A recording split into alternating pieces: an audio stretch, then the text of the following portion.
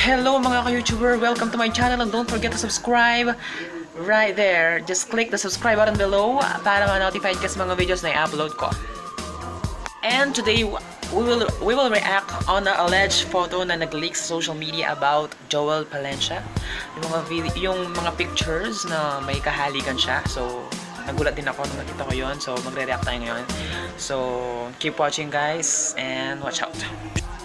Okay, I will react now on this image. Nung unang nakita ko tong mga image na to, nagulat ako. So, hindi ko talaga akalain na, totoo ba to na bakla ba siya? si Joel ng That's My Babe.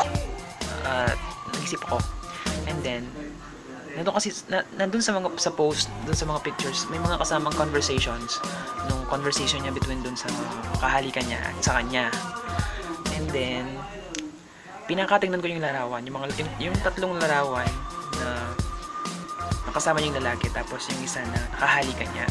Parang edited siya. Oo. Eto, papakita ko sa inyo. Panoorin niyo to. Kung obserbahan mo ng maayos yung larawan, makikita mo na halos pareho lang yung sa mga naunang picture at dun sa naghahalikan sila. Tingnan niyo yung ulo ng lalaki. Ayun yung sa unahan, yung first layer. And then yung sa pangalawa naman, yung ulo ni Joel.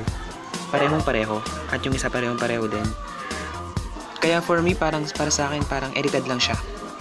So, ang advice ko lang, wag tayong agad-agad maniniwala sa social media kung ano-ano yung mga kumakalat na paninira kapag talaga umaangat ka na, sisilahin ka na. Pero hindi pa rin natin inaalis yung posibilidad na totoo yung nasa pictures. Pero hindi ko rin inaalis yung posibilidad na baka edited lang to, na ginagamit lang na panira or what. Pero sa inyo ko naiiwan yung yung palaisipan na yon. Sa inyo ko naiiwan kung siya ba ay ganon, o itong lahat lang na ito ay uri lang ng paninira sa kanya. So kung ano sa tingin nyo, comment nyo sa baba para makita ko yung mga saloobin nyo sa mga pictures na nakita natin ngayon.